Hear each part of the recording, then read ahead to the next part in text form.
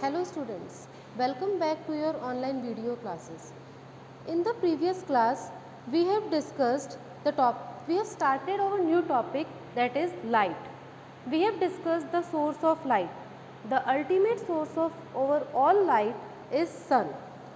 Then we studied the rectilinear propagation of light, that is the straight line motion which we use for the experimental study. We have studied the reflection, refraction, interference and diffraction. Some of these phenomena explains the wave nature of light and some of them explains the particle nature.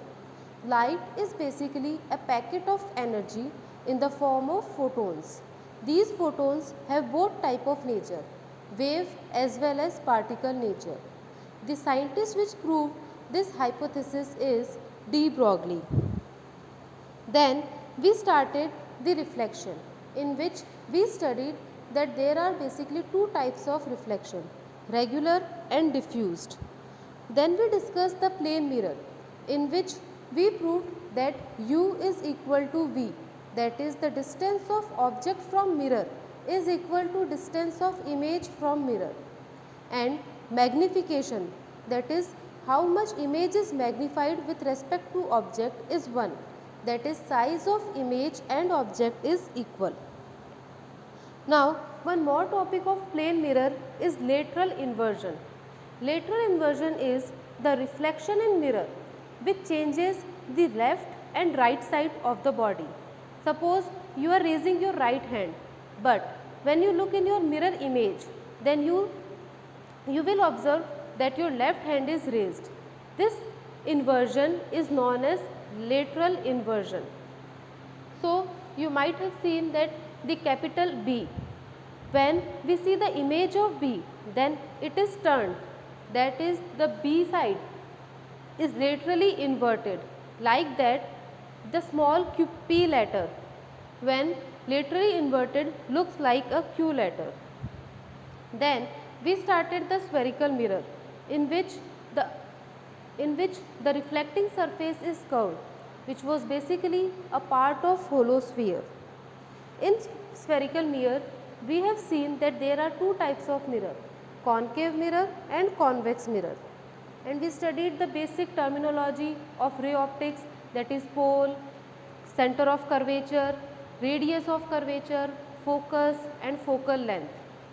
U is the distance of object from mirror and V is the distance of image from mirror.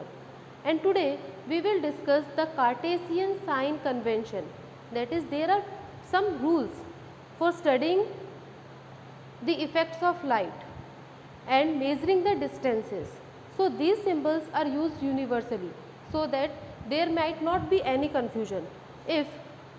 So let's start the basic rules. First of all, pole, which is the middle portion of the curved surface. The line passing from pole is known as principal axis. The objects which are above the principal axis are taken as positive heights, but the object or image which are taken below the principal axis is negative height.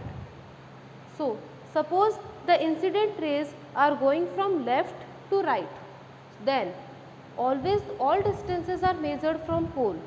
So when distances are measured from pole towards the right side, that is in the direction of incident rays, then these are the positive distances, and the distances which are measured opposite to the incident rays direction, then these distances are negative distances. These are the signs which are universally used by every scientist or students for any type of calculations involved in numericals. So in concave mirror, we have studied that type of structure in which light enters in a cave-like structure, that is in the inner part is reflecting surface. In this type of mirrors, focal length and radius of curvature both lies on the left hand side. So due to their presence in the left hand side, focal length and radius of curvature are taken as negative, and object is always real and always placed in the left hand side from which incident ray comes and reflects from the inner side. So U is always negative, irrespective of that it is concave or convex mirror. In convex mirror, the reflecting surface is the outer side, but again object will be placed in the left hand side. So, the distance of object, that is u, from the pole of the mirror is taken as negative. But in these kind of mirror, we have studied yesterday that the rays coming parallel diverges by reflecting to the outer side, and then it just appears to meet at the point, and that point is known as focus. So, the focus of convex mirror and radius of curvature of this mirror is present in the right hand side, and due to their presence in right hand side, they are taken as positive. So, we have studied that in concave mirror, u, focal length and radius of curvature, these all are taken as negative always, and in convex mirror, u, focal length and radius of curvature, in which u will be always negative, but focal length and radius of curvature are taken as negative signs. These are the rules which we will follow in solving the numericals in the further class. So, reflection from concave mirror, in which there is one more formula, that is radius of curvature is equal to double of focal length, that is the center of curvature lies at the double distance of the focal length. This formula is applicable on concave mirror as well as on convex mirror. So, now in page number 109, example 2 is given. The question is, prove that the radius of curvature is double of the focal length for a small aperture concave mirror. So, in this question we will prove that r is equal to double of focal length, that is radius of curvature is double of focal length in the concave mirror. When a parallel light strikes the reflecting surface, then it passes through the focus, that is the f point, and there is the center of curvature, that is the center of the hollow sphere of which the concave mirror is a part. Then when it strikes to the reflecting surface at the point P, then with the normal, that is the radius of curvature, it makes an angle, that is angle I, and angle R is the angle between the normal and reflected ray. So, angle I is equal to angle R is the law of reflection to be followed. Then angle I and angle X are alternate angles. You might have heard about alternate angles in the mathematics. These are forming the Z type of figure, and both opposite sides angles are equal. So, angle I is equal to angle X, as angle I is equal to angle R. So, angle R is also equal to angle X, and you might have heard in mathematics that the sides opposite to the equal angles are also equal. So, by that rule of triangles, PF is equal to CF, as CF is the side opposite to angle R and PF is the side opposite to angle X. So, PF is equal to CF. There is one more concept, that in curved surfaces mirrors, for study purpose we use only small aperture mirrors. Why? Because when we take the large mirrors, then intensity gets reduced due to the change in direction of reflection. So, two types of point of focus appears, and intensity gets reduced, image formation is blur. So, for increasing the intensity, or you can say for maintaining the intensity, we will use the small aperture mirrors. So, in these mirrors, due to their small aperture, PF is almost equal to the PO, OF is almost equal to the PF. So, PF is equal to CF due to the equality of angles, and OF is equal to PF due to the small aperture, and as PF is equal to CF, so OF is also equal to CF, you can see by these equations. And what is R? R is the sum of CF and OF, as they are equal to each other. So, you can say that R is 2 times of OF, and what OF is? OF is the focal length. So, hence proved that radius of curvature is double of focal length of concave mirror, and this rule is also applicable for convex mirror too. Now, we will see some basic rules for image formation in spherical mirror. These are also given in your book on page number 110 and figure from 9.9 to 9.12. These are the 4 rules for the image formation in any kind of spherical mirror. These rules are applicable both for the concave mirror and convex mirror. The difference actually lies only in the image that we will discuss later.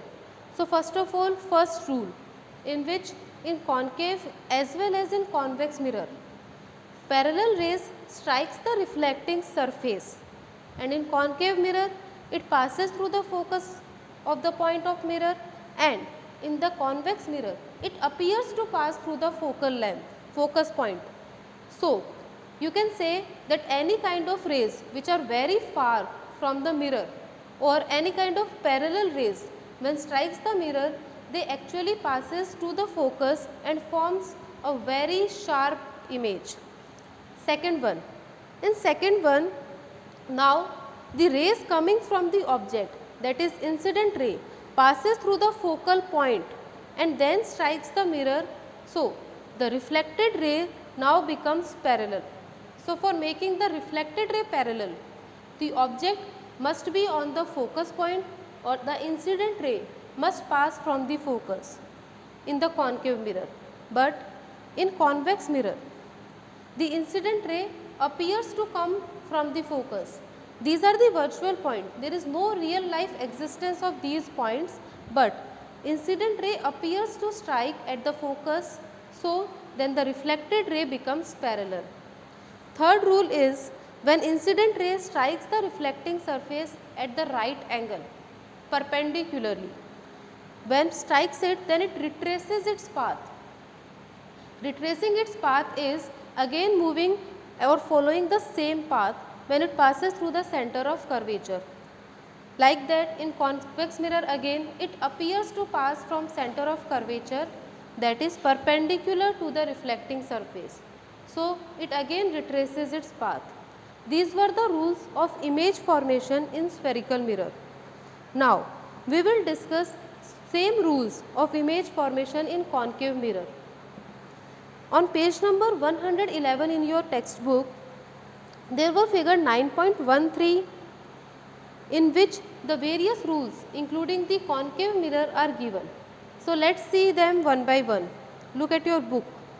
So, first rule, in which parallel lines strikes the mirror and then passes through the focus.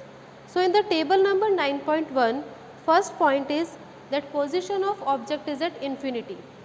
When an object is at infinity, then incident rays are parallel. So, the image will be formed on the focus. We have seen in the rules of image formation that when any kind of ray comes parallel to the surface, then it passes through the focus point. So, image will be formed on the focus F. The type of image is real and inverted. That means, if the object is at the upper side of the principal axis, then image will be formed on the lower side. Okay, then the image size will be very small because all light concentrates on a small point. So, the image will be also formed in a point like manner. So, image formed is very small. This was the first rule in which we have also studied the type of image which is formed. Now, the second rule, in which the object is between the center of curvature and infinity. That is, if this point is center of curvature, then image is between the infinity and center of curvature. And if the object is at center of curvature and infinity, then image will be formed between C and F. Then image will be formed between C and F. And this kind of image is again real and inverted and smaller than the object. Third rule is at the center of curvature. When object is present at the center of curvature, then image will also be formed on center of curvature and this type of image is real and inverted, and its magnification is 1, that is, it is the same size of the object. Fourth rule. In the fourth rule, image is between the center of curvature, object is between the center of curvature and focus. At that time, position of image will be away from center of curvature. So, you can see this fourth one point in the diagram, that is in the figure 9.13F. Sorry, in the 9.13E, in which the object is between center of curvature and focus, then image is formed away in the left hand side, away from the center of curvature, and this type of image is larger than the object, than the size of object. Now, the fifth point, which is explained in the figure 9.13F, that object is at focus F. So, by that kind of reflection, the reflected rays goes parallel and image is formed at infinity. As you know that for the parallel rays, object or image will be at infinity. Then the type of image formed is real and inverter, and it is very large, that is highly magnified with respect to the object. Sixth one, which is given in the figure 9.13G. The object is between focus and pole, that is between the pole and focus object lies. Then the image will form behind the mirror. Behind the mirror, that means right hand side of the mirror. So, you can say that V will be positive and it will be in the direction of incident ray. So, when the object is between pole and focal length, then image will be formed is the virtual and upright image. So, magnification will be positive and image is magnified, that is image is larger than the object. So, we have discussed the image formation in spherical mirror, and then we discussed the image formation in concave mirror in detail. Now, let us study some of the applications of concave mirror in our day-to-day life. So, first of all, concave mirror is used as the shaving mirror, because by that kind of mirror you can enlarge your face and can see properly. So, concave mirror is used as shaving mirror. The second one application is reflecting telescopes, in which concave mirror are used for viewing the image of sun or moon. Many a times concave mirror are used by dentists for seeing with the combination of light, so that they can visualize the area of your buccal cavity in which light is not proper. So, they will use the reflection of light and will visualize the area which cannot be seen properly, and it gives the larger image of teeth also. In motorcycles, powerful light bulbs are present at the focus point.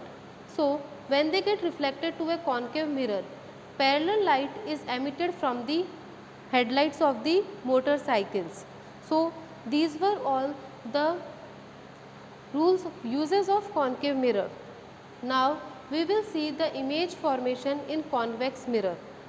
So, these image formation in convex mirror is given in page number 112, and the table which we will study is given in table 9.2 on page number 113. So, let us look at your book. So, first of all, when light comes parallel, then it appears to come to the focus. So, when the object is present at infinity, then image will be formed at the focus point, and that image will be virtual, as image is present on the right hand side. So, image will be virtual, upright and very small. So, magnification will be less than 1. Then second point is any distance between pole and infinity, except infinity, any point between infinity and pole, the image will form behind the mirror. Behind the mirror means on the right hand side, so V will be positive. So, these kind of images which are formed on right hand side are virtual and upright and smaller than object. So, in convex mirror, image of object will always be smaller. There is one speciality of convex mirrors which are very much used by the drivers in the cars, that is the wide viewing area in convex mirror. So, by the side view glasses and the rear view glasses, you can see the wide view of the backside surrounding the position of the vehicles which are back from your car. You can see the position of that vehicles very properly. Apart from this application, nowadays convex mirror are also used in the ATM machine. So, you can see the atmosphere just behind you while when you are using the ATMs. These are for the security reasons. So, this was all about the image formation of spherical mirrors. Now, we will discuss the mirror formula.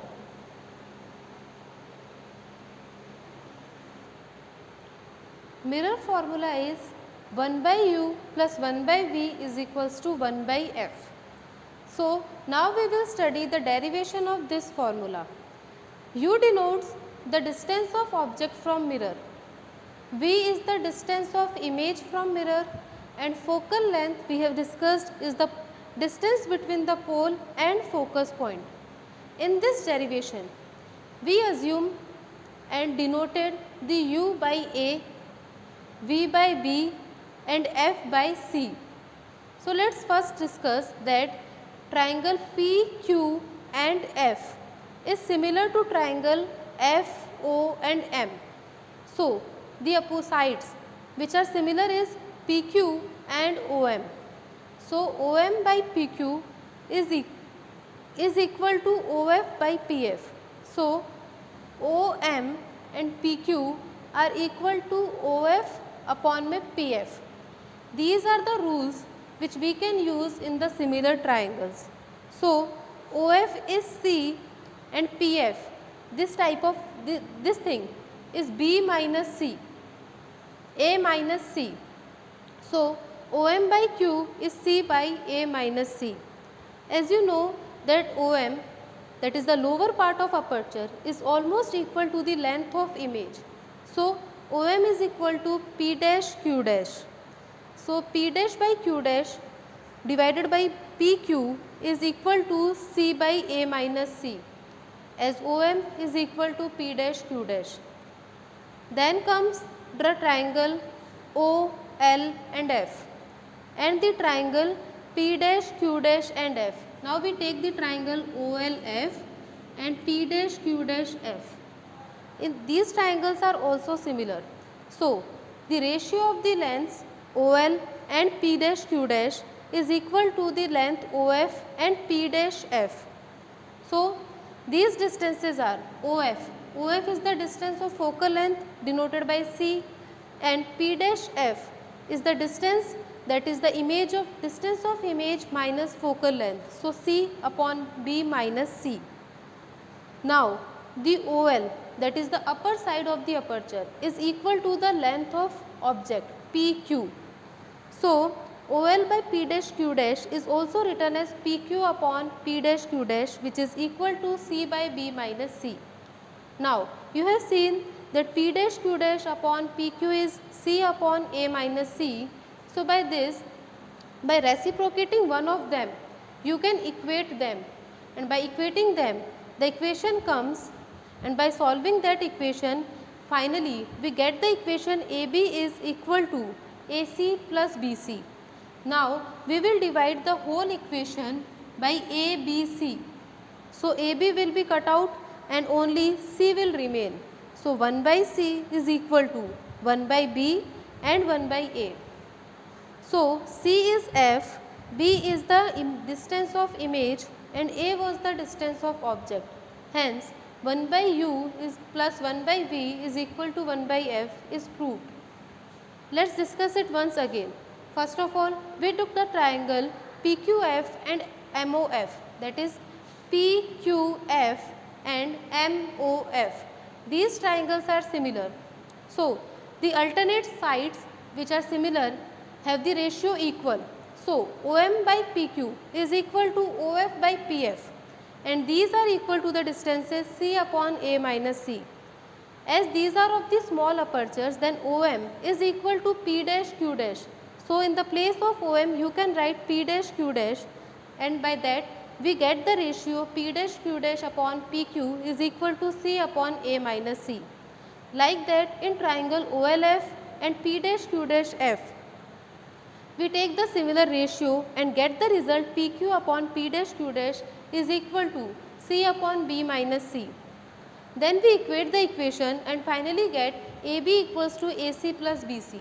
Now divide the whole equation by ABC, then we get 1 by C equals to 1 by A plus 1 by B.